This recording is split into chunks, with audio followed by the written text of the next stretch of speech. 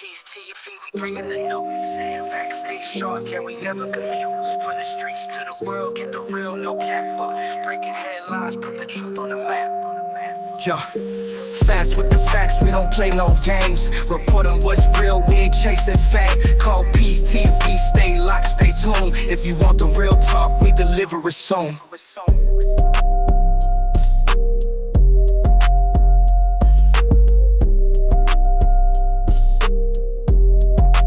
Call Peace TV, we bringing the news. Facts, stay sharp, yeah, we never confused. Hey y'all, hey, back with another video. In this video, we're talking about Romeca Meeks again.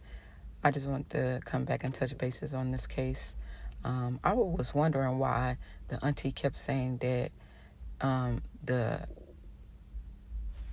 other lady that unalived Romeca, which is Holly Johnson, yes, she is still in custody, that she hasn't been released, and it's because it was going around said that she had been released and no charges have been filed on her. I actually found a interview with a guy speaking about it that knows a lot about the law and the system and cases that I'm going to play for you guys, so I want you guys to listen. And he's taking the same stance that I'm taking, that Carlos, which is the baby father to both of these women, set this up. And I don't care what nobody say. Allegedly, I believe he set this up. He had this in motion. But we're going to jump into the interview that I came across. I've been trying to look her up to see if she was incarcerated, but it's not pulling her up in Cook County Jail. If anyone has any information on that, can you DM it to me, email it to me? But let's jump into this. Based in Chicago. I worked here for ABC News. I covered cases like the murder of Jennifer Hudson's family. So I have connections in the Chicago Police Department, the CPD. So this is what we know, and this is what's new. As we're sitting here talking now on your platform, Holly Johnson, the shooter, has been released by the Chicago Police Department and is not facing any charges. Now, that doesn't mean she can't be charged later on, but she's currently not being charged with anything because, and this is really important, she said the right things. She had, first of all, she had a license for the gun. She had a CCL, and she told the investigating officers that she was in fear for her life. Okay. Now I have to remember, with that language and with not enough facts, they have to release her. Does this have any? You mentioned something earlier. You said about 75% of the people in that jurisdiction that commit these types of crimes are released. Does this mean they're never charged, or maybe perhaps a month from now when we get other facts or a media storm happens, she might be charged? Or are your sources thinking that this case is done, it's over, we've moved on? Of all the cases similar to this in the Chicago area, 75% of them are released and never charged. In this particular case, she's been released and is currently not facing charges, but under pressure from the social media, under pressure from people that are watching, that's possible that it could change. Now, also, to put another twist into this story that people don't understand, Carlos himself is facing some potential charges. I think things can get really complicated when we're thinking about the ego, parenting, human behavior, and people's entitlement to their own children, and jealousy, and absolute jealousy, and just the inability to control one's impulses. We're saying what kind of a man? Yes, hey, this dude is being demonized for sure. But who's lost? I don't know.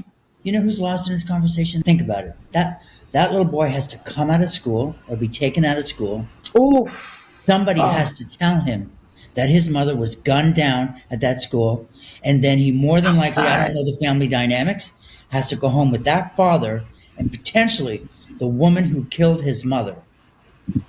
Chicago Police Department presented the case to the state attorney's office. Okay, they brought the case in the state attorney's office.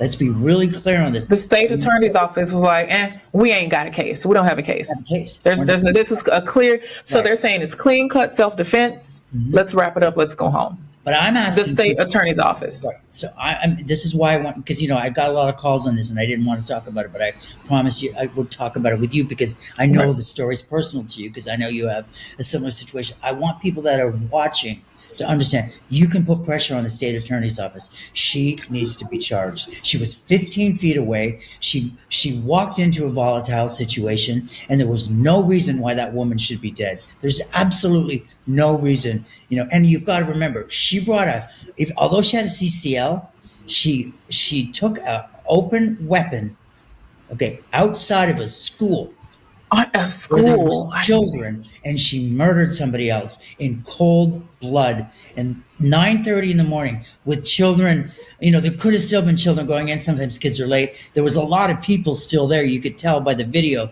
that you're going to Right. show people. So, I'm outraged by this. I think it's disgusting. I think the Chicago Police Department is incredibly frustrated from my conversations with them. They did everything they could do to charge. I think there's going to be more charges, but I'm telling you, who's going to be in trouble in this is Carlos. Is Carlos.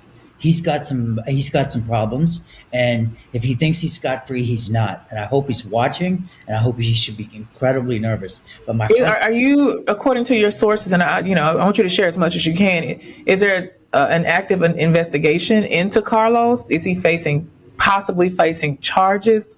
What do you mean by that? This is why I'm so frustrated with this. I know who this guy. I know this type. Okay, if this guy has committed another murder, okay, if this guy has a volatile relationship with the victim, can't stand her, wants him out of his life, what's the easiest way to do it? Not get him to do it. He brought his girlfriend there. He knew she had a CCL. He knew So she he had. wouldn't have blood on his hands. I'm going to bring you to my girlfriend. I'm going to instigate a thing. I know your temper. I know her temper. I know you're going to fight. I know you're going to shoot her. She's out of the way. He gets custody of the child. That's why I'm so frustrated with the state attorney's office. They need to dig deeper. They looked at the surface of this case, and I want people to understand that my history, I've done this for 25 years. And just in case you guys don't know who Steph Watts is, Steph is one of the people that did pivotal research and investigative journalism in the Casey Anthony case. He also worked on the John Benet Ramsey case and owns a lot of exclusive rights and footage. He's sat with the family members on both sides to bring justice in both of those cases. So he's done. In case I witnessed the autopsy of Kathleen Salvio. I was the one that got the charges brought against Drew Peterson and why he sits in jail. I was there for the murder for the disappearance of Stacy Peterson. Realized, wait, this other guy's wife is dead, and they said it was an accident. And guess what, Naja? It wasn't an accident. It was a homicide. And Drew Peterson sits behind bars because of the work we did. I've sat face to face with killers, Joran Vandersloot. I sat face to face with the only man ever charged with the murder of John Benet Ramsey. I'm not tooting my horn. I just want people to know that I have 25 years of experience, and I'm looking at this case. You're noticing a pattern. You've seen something before. Mm-hmm. Okay. How did this situation escalate to the point where a man is wrestling with his ex-girlfriend, a mother of his child, in the parking lot? How does it get to the point where the other woman pulls out a gun and shoots her? We need to big picture this stuff. It's just like, who's culpable for this? Well, guess what, Naja? There's no one being charged for her murder. No. Let's go back to that. Let's because I feel like you said it and it was a bit jarring, and I'm in a state of disbelief. We saw the aftermath. There's no videos of the actual shooting or the incident just yet, but we saw the aftermath. This woman has been released. Now, does this mean that she's not going to be charged? And we know the statistics in Chicago. Can you speak to that a little bit? Because it's not making sense. This woman essentially gets to go home with her boyfriend/baby daddy with the child they have together. I'm assuming the son that he shared with the deceased is also with him because he's now the full-time custodial parent. So she's having to be in the household with the child of a woman that she killed. That is jarring. But what do we know at this point about, will she be charged, or is this a done deal and has justice been served as far as the law is concerned? Here's what I know and here's what I've learned. Naja, she had a CCL, which is a carry and conceal license for the weapon. She claimed, and she used the language that the state attorney's office wants to hear, which is, I was in fear for my life. Here's what's contradicting to what her statements are. From what I understand, she was 15 feet away from the victim. All right. 15 feet away from the victim, and there was 4 shots fired. She was shot in the face and she was shot in the leg. So I think if you're in fear for your life and you're trying to immobilize a person, 1 shot will work for that. So why was 4 shots fired? Why was she 15 feet away? And so let's just back up a little bit. So what had happened was she had arrived at To the school. Yeah, she arrived at the school with her boyfriend, who's also a father of both women's children. Okay, so Holly has a restraining order against the victim. Okay, so you're coming into a situation. If I have a restraining order against you, okay, right? I see you, I'm not going to approach you. So these families interacted. They had, and here's what else, if they were dropping off their children at school, or if they were coming to see his child going to school, he was late because the child had already gone into school. So it sounds to me like this was an situation that could have been avoided. No matter what people say the victim did, if the victim spoke ill to the shooter, whatever happened, nothing can justify pulling out a gun from 15 feet away, shooting and killing someone outside your child's school, 4 shots into someone's face, into someone's leg, killing them, waiting calmly for the police to get there, and then telling the police, I was in fear. I have the right to carry. I did. She said that. Yeah. She had a CCL. Right? She said that several times. She said, "Hey, very calmly, it was self-defense. I have the right to carry a weapon, but you do not have the right to kill." So, just to be clear, the reports that you're getting from your sources say that the shots were fired from 15 feet away, because some of the witnesses on the scene on that gruesome video that we saw say that the man in the middle, the father of both of these women's children, was probably breaking up a fight, right? One guy even said on the scene, he said, "You had her in a headlock." It's one of the eyewitnesses. Do you have any detail on what that meant? Were the 3 of them and then some sort of altercation? Yeah, so you're talking about the man in the middle of this, Carlos Way, who's to me is literally an absolute disgrace, and we can talk about him later because there's some stuff going to come out about Carlos himself. So there's eyewitnesses accounts all over TikTok, Twitter, all the social media platforms saying that Way had Meeks in a headlock. Okay, now there's no way that look, I'm just talking from my 25 plus years experience covering crimes, investigating cases. Right. That he's got her in a headlock, and the woman shoots 4 shots into her and hits her in the face and leg. I mean, you'd have to be a pretty good shot to do that. So whether or not there was an altercation prior to the shooting is left to be determined. Right. We can, you've got the video, Naja. I know you're going to show the video. I think there's parts of the video that I'm absolutely going to have to cut out because I just will not show this woman in her final state there. But according to the video that I'm showing here, as you can see, the witness is screaming out, "You had her in a headlock." This lets me know that the shooting was because of some sort of physical confrontation that happened. There's a lot of unanswered questions in this situation. Why was the father of the child that was in school there with his baby mama or with his girlfriend? Why were they there? What were they doing there? Why would she come to the school with a gun? Yes, you have a CCL. As I sit here with you, she's been released and she is not being charged. Now, let me tell you something. What could happen with everybody that's watching this and circulating that video, pressure from people on social media could put pressure on the state attorney's office. The state attorney's office doesn't want to take a case that they don't believe that they can charge and win. She said all the right things. She had a CCL, she had a license to carry the gun, and she said, "I was in fear for my life."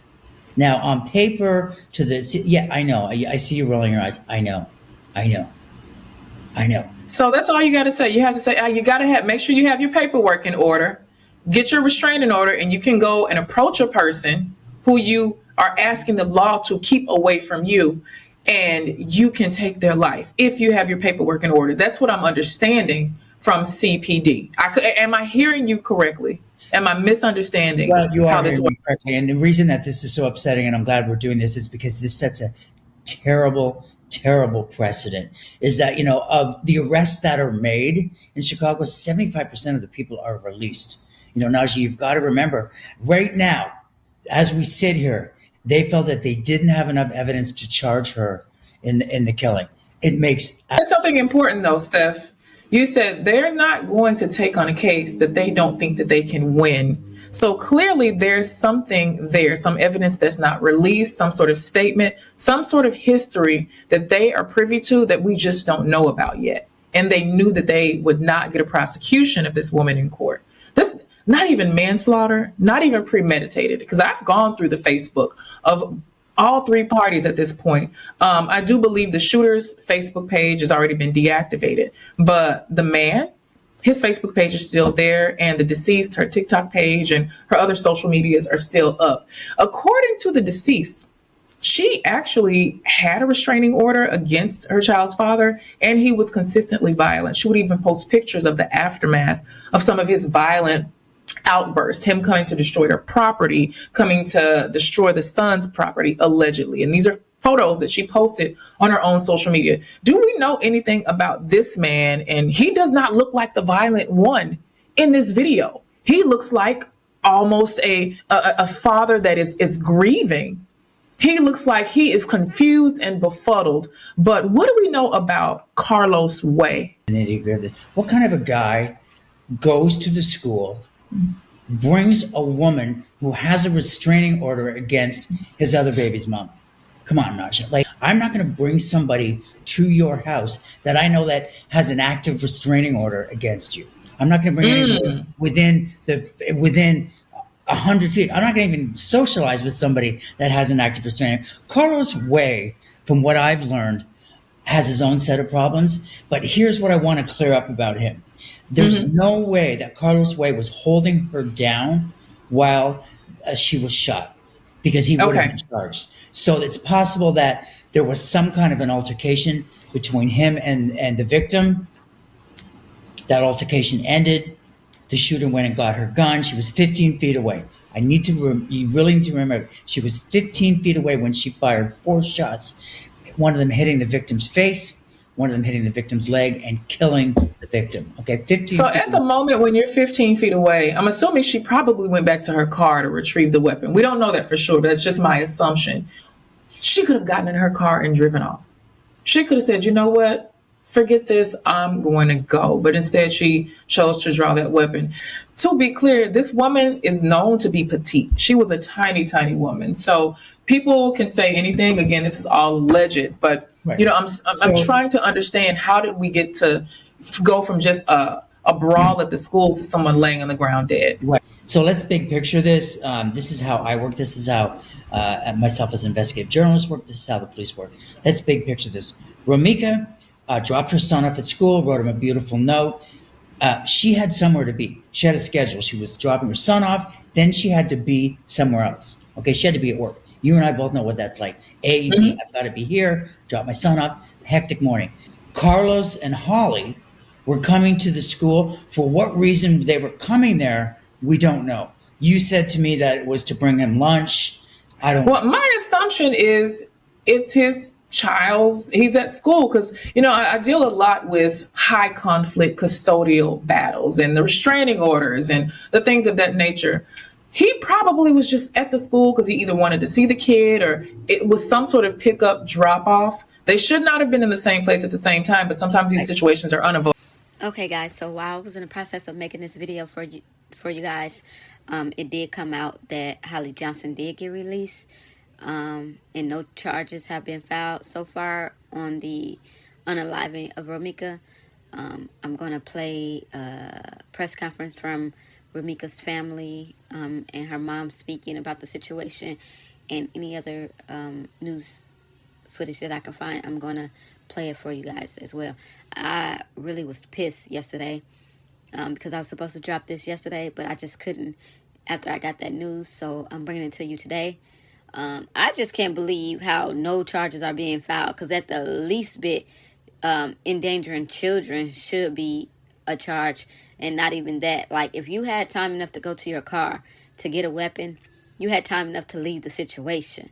So I hope that they keep fighting this to get some charges brought on Holly and Carlos, if that's his real name, the baby father of both of these women, because this is sad.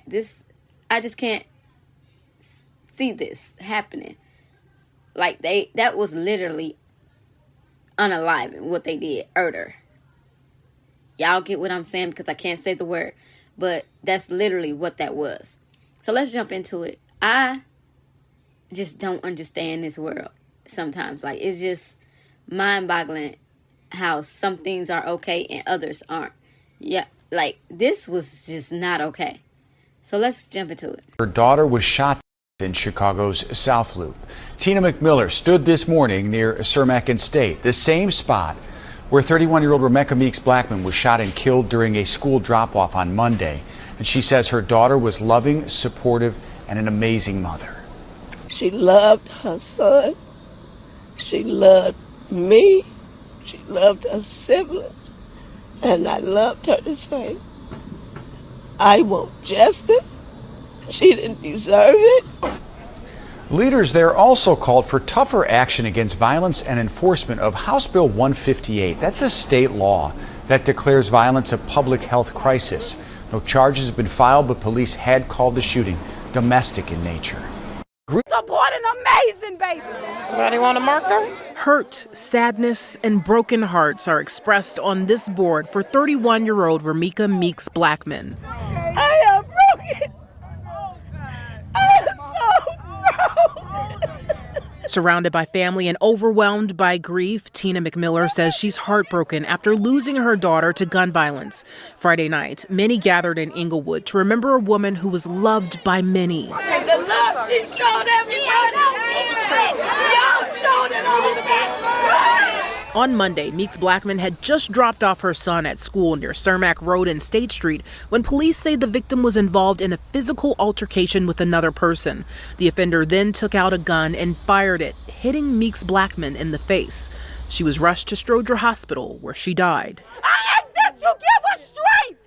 Give us strength, Father, for every one of us, because we're going to need it in this moment. Hundreds of pink, white, and silver balloons sit outside of Inglewood STEM High School. Her mother said she was a kind, loving, and sweet mother. Now she's left with raising her grandson. I need y'all to pray for my baby. Yeah, we will. We got him. He's sitting. He has shut down. He don't want to be around nobody. Chicago police say the person taken into custody after the fatal shooting has been released without charges. Her family is eagerly seeking justice. Romeca, also known as Big Meeks, was soon released among thousands of other balloons. So there y'all have it. I'm going to keep updating you guys on this case, because I just can't see this happening where nothing is going to happen when it was people out there that literally saw what was happening. It was witnesses. But what I will say is Meeks had a lot of love. That's the biggest balloon release I've ever seen. But I'm praying for her, her family, her son, most of all. Yeah, I heard in the footage, the grandma said that he has literally shut down. He don't want to talk to nobody. This is sad. But y'all like, comment, subscribe, hit the notification bell. I'm out. Bye. TV, we bringing the news. Facts stay sharp, yeah, we never confuse. From the streets to the world, keep it real, no cap. You're breaking headlines, put the truth on the map. Call it peace. TV, we bringing the news. Facts stay sharp, yeah, we never confuse.